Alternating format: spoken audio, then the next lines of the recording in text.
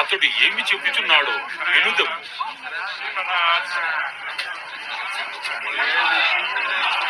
మీలో మీరు సనుగు కొనకుడి.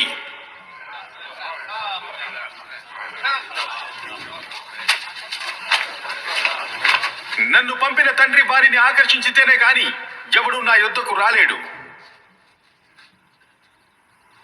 అంచె దినమున నేను వానిని లేపుదును.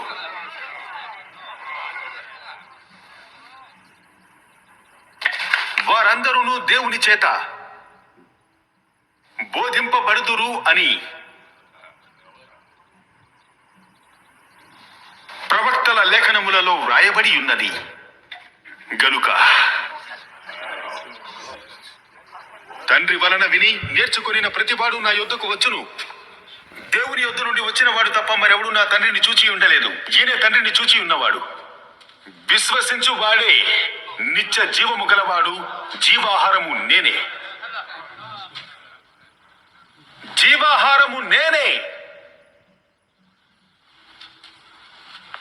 మీ పితరులు అరణ్యములో మన్నాను తినినను చనిపోయిరి. దీనిని తినవాడు చావకుండునట్లు పరలోకము నుంచి దిగివచ్చిన ఆహారం ఇదే. పరలోకము నుండి దిగివచ్చిన జీవాహారము నేనే. ఎవడైనను ఈ ఆహారము భుజించితే వాడెల్లప్పుడూ జీవించును. మరియు నేనిచ్చు ఆహారము లోకమునకు జీవము కొరకైన నా శరీరమే అని మీతో నిశ్చయముగా చెప్పుచున్నాను. తన శరీరమును ఎలాగూ తిననీయగలడు.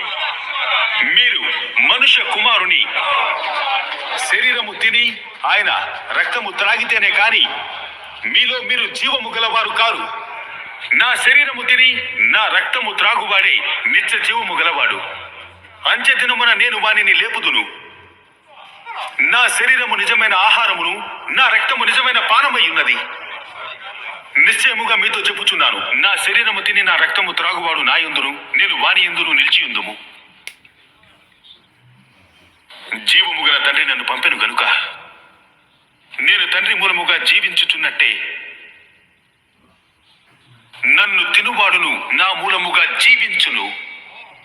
ఇదే పరలోకము నుండి దిగి వచ్చిన ఆహారము. పితరులు మన్నాను తినియు చనిపోయినట్టు కాదు. ఈ ఆహారము తినువాడు ఎల్లప్పుడూ జీవించును. ఆయన కపెర్నహూములో బోధించుచు సమాజ మందిరములో ఈ మాటలు చెప్పెను. యేసు తన శిష్యులు దీనిని గూర్చి సణుగుకొనుచున్నారని తనకు తానే ఎరిగి వారితో ఇట్లనెను. దీనివల్ల మీరు అభ్యంతరపడుచున్నారా? అలాగైతే మనుష్య కుమారుడు మునుపున్న చోటునకు ఎక్కుట మీరు చూచిన ఎడల ఏమందురు? ఆత్మయే జీవింపజేయుచున్నది, శరీరము కేవలం నిష్ప్రయోజనము. నేను మీతో చెప్పి ఉన్న మాటలు ఆత్మయు జీవమున ఉన్నవి గాని మీలో విశ్వసించని వారు కొందరున్నారని వారితో చెప్పి, విశ్వసించని వారెవరో తన్ను అప్పగించుబోవు వాడెవడో మొదటి నుండి యేసునకు తెలియను. తండ్రి చేత వానికి కృప అనుగ్రహింపబడకుంటే ఎవడును నా యొద్దకు రాలేడని ఆ హేతువుని బట్టి మీతో చెప్పెను. అప్పటి నుండి ఆయన శిష్యులలో అనేకులు వెనుక తీసి మరి ఎన్నడూనూ ఆయనను వెంబడింపలేదు.